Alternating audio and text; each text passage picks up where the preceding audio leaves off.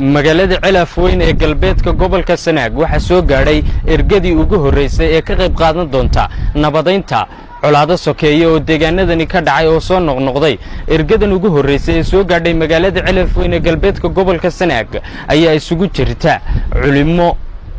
caan ka ah Somaliland oo ka soo kicitay magaalada Hargeysa ugu horeyna maayirka magaalada Celafweyn Cabdiraxiin Aw Yuusuf Axmed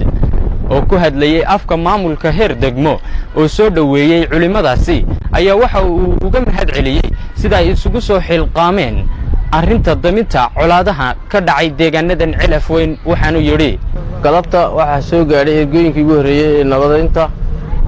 degmada Celafweyn oo ha culimadii iyo salaadiintii aad iyo aad baan Ilaahay nagu mahadnaqaynaa oo noo soo diray ayna soo ajiibeen inay ergo ugu yimaadaan walaalahooda muslimiinta ah degmadan Celafweyn waxaan rajaynaynaa insha Allah ta'ala Ilaahay ka baryaynaa inuu muwaafaqad iyo qabuul degdega oo Ilaahay inaga kulansiiyo islaaxa culimada soo socotana Ilaahay uu ka aqbalo u kordhiyo culimadii waaweyneed ee dalka ugu waaweyneed baa maraysa Ilaahay uu aqbalo muraadkooda uu aqbalo oo ah islaax bayn aad iyo aad baan soo dhaweynaa waana wafuud intii ugu waxaan ugu mahadnaqaynaa madaxweynaha jamhuuriyadda Somaliland oo soo gudbay arrinta soo abaabulay oo culimada soo abaabulay inay yimaadaan halkan iyo salaadiinta geesta kalena Sheikh Ismaaciil Cabdi Sheikh Ismaaciil Deg oo ku hadlayay afka culimadani soo gaadhay magaalada Celafweyn ayaa waxa uu ka warbixiyay ujeedada socdaalkooda waxaana uu sidoo kale baaq fariin u diray bulshada magaalada Celafweyn iyo deegaanada guud ahaan gobolka Sanaag oo uu ugu baaqay in ay nabadda ka wada shaqeeyaan waxaanu yiri magaalada madaxda jamhuuriyadda Somaliland magaalada Hargeysa saaka oo kamid ahayn wufuudii gurmadka u ahayd shaqaaqadii dhex martay beelaha walaalaha ah ee gobolka Sanaag gaar ahaan degmada Celafweyn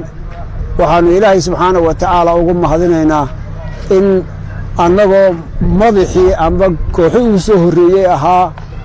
oo koox culimo iyo odayaalba lahaa aan halkan ku soo gaadhnay dadkaas waxaanu u marinaynaa reer Celafweyn iyo reer Ceergaabo guud ahaan in nabaddu qof kasta ay u tahay maslaxad qof kasta nabadba maslaxadu ah qof aan nabaddu aanay isaga muhiim u ahayn ma jirto waxaanu u soo jeedinaynaa in qoriga la dhigo in caqligu u shaqeeyo in ay diyaar u noqdaan wixii ay kala tabanayaan maanta ummadoodii oo dawlad iyo culimo iyo shicibba wada socota ayaa joogtay inay wixii iyagu ay kala sheeganayaanna ay u diyaar gooba Maxamuud Cabdi Barre Bulsha TV Celafweyn.